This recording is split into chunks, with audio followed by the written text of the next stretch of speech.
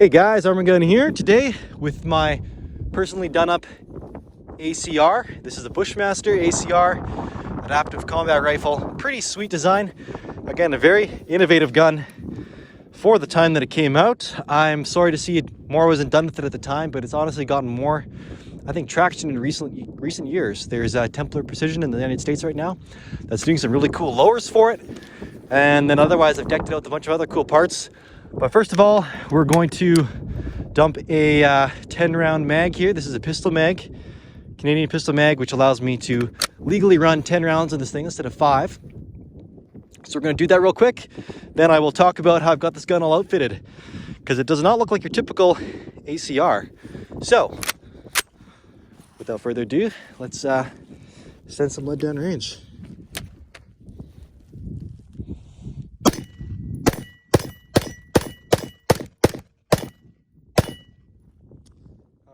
So, pretty solid package. Really does not recoil much at all. I've got a AAC blackout or breakout muzzle brake in there, and then as well as their blast out blast shield, just all tucked nicely into this RPM tool handguard. This guy, honestly, these are the nicest ACR handguards I think that are out there. He takes so much time to machine these things out. They're all 7076 aluminum, and they are fantastic. So he does a fantastic job of those. He does them in small batches though, so you gotta bug him in case he hasn't got any in stock. Anyways, if you guys wanna check that out, check out RPM tool. I've also got an Aeronox hook stop up here. This thing is just a nice little feature. I think it looks great on there. Again, this gun is kind of all coyote brown with some black appointments. So I think that's kind of neat. Then moving up, I guess I already talked about the mag. I've got your typical EOTech EXPS3 on here with the magnifier. Both pretty slick. And then I got the thing topped off on the back with a KRG PDW stock. And now this thing is a little funky. It's more of a set it and forget it design, and it's priced accordingly. It's not a crazy expensive stock, but it's also not as functional. I really wish it had a quick push button to select it, or pop it out and then press the push button to collapse it. But it's got this other weird kind of system in here that I'm not fully sold on. You rotate this pin down, slide it across. Now you can select, that's fully collapsed, which looks awesome. It looks super cool like this.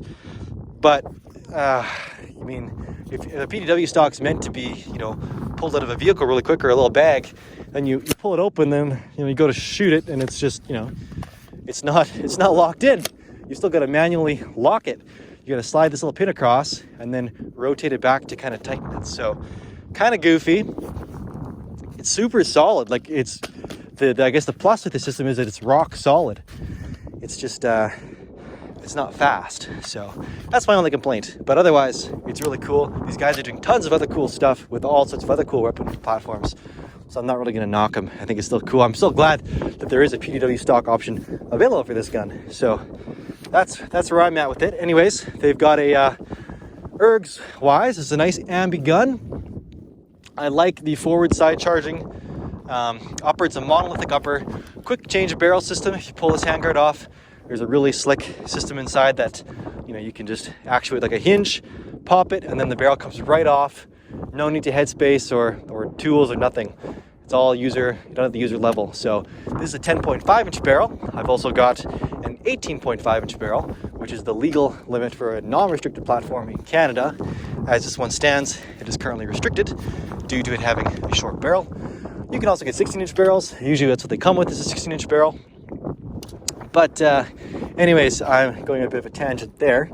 For ergs, you've got your magazine release right here, as well as in the same spot on this side. Pop that guy out.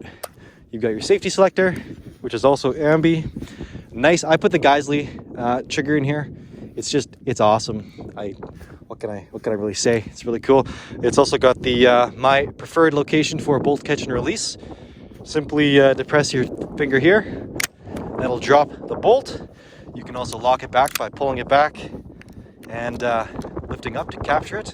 So I like both of those things very much. And let's show you the trigger here as well. So again, it's gorgeous. Oh, so nice. And then the reset is also really slick. really short, really light trigger. Now, I have to also say, it has a very, very smooth action. Just cycling it, it's very smooth. Not quite B&T APC 223 smooth. That thing is literally on like space age bearings. This still feels like it's riding on glass, so it still feels really slick. So I definitely like that. And then you've got your, I guess I forgot to mention, you got QD cups both sides as well. The KRZ stock has a nice QD cup in the back there, that back pocket. So pretty slick. I guess let's toss a few more rounds through this thing. I've got another, I'll do the 5-rounder first here. I got another PMag, 5-round PMag, and then we'll finish off with another 10-round mag dump, and we'll go with that for the video. So, it's another one of those guns that doesn't like to really take a fully loaded mag. Put that in there, drop it, that chambers it, we're good to go. So, let's take a few more pop shots at this TA tactical target.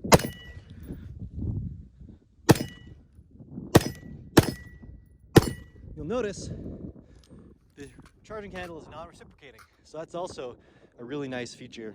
And I held my hand right up against it while I was firing, which is kind of my go-to position. I like wrapping my hand around the mag well, as opposed to, well, it depends what kind of gun I'm running, I suppose. But I like handing this right around here, and it's nice that thing doesn't come back and hit me. So that's pretty cool.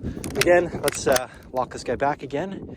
Do our last 10-rounder, and then we'll be on our way. If you want to know more about this gun, check out my overview video. I got an overview as well as a full disassembly, as well as a barrel change video. Check all those out on my YouTube channel here. And if you want more content, follow me on Instagram at arm.and.gun. I post there daily, stories and the grid posts. Lots of cool content. If you want to see more of my collection, stuff that hasn't been posted to YouTube yet, again, just hit me up on Instagram. And feel free to DM me any messages or any questions you guys have, any other videos you think I should do, and I will do my best to get them on this channel here. So let's send these guys home.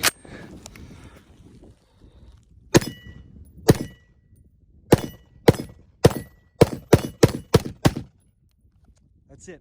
Thanks a lot, guys. Catch you next time. Peace out.